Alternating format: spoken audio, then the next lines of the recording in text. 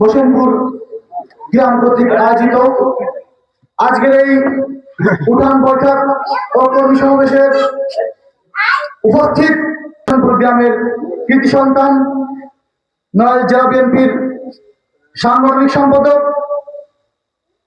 আমাদের সবার প্রিয় ব্যক্তিত্ব জননেতা এস.এম. মাহবুব মোর্শেদ জাফর। আজকের এই উঠান বৈঠকের আহ্বান যিনি করেছেন তিনি অত্যন্ত হওয়ার জন্য এখানে উপস্থিত রয়েছি ও ছাত্র জনতার মুখে শেখ হাসিনাকে এই দেশ থেকে তাড়াতে পেরেছি।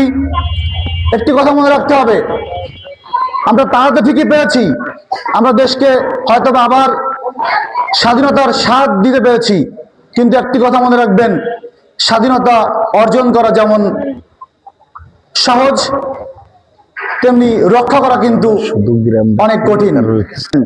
আমাদেরকে সতর্ক হতে হবে।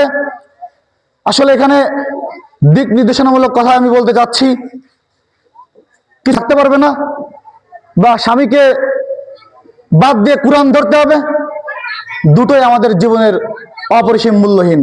আমাদের স্বামীও দরকার, আমাদের কোরআনও দরকার। ইসলামকে কখনো বিকৃত করা যায় না। ইসলাম আল্লাহর সৃষ্টি, সেটি এমনি এমনি বয়ে চলে। ইসলামকে আপনারা একটি মেয়েকে ধর্ষণের অপচেষ্টায় লিপ্ত হয়েছিলেন, সে নাকি গুপ্ত সংগঠনের রোকন। উমরা হজ করে এসেছেন, আসলে কি হজ থেকে কি আমরা শিক্ষা নিয়েছি যে আমার স্কুলের পঞ্চম শ্রেণীর মেয়ের মতো একটা কোমলমতি শিশুকে ধর্ষণের চেষ্টা করব? এটা কখনো ইসলাম শিক্ষা দেয় না। ইসলাম নারীকে সম্মান দেওয়ার জন্য যত প্রকার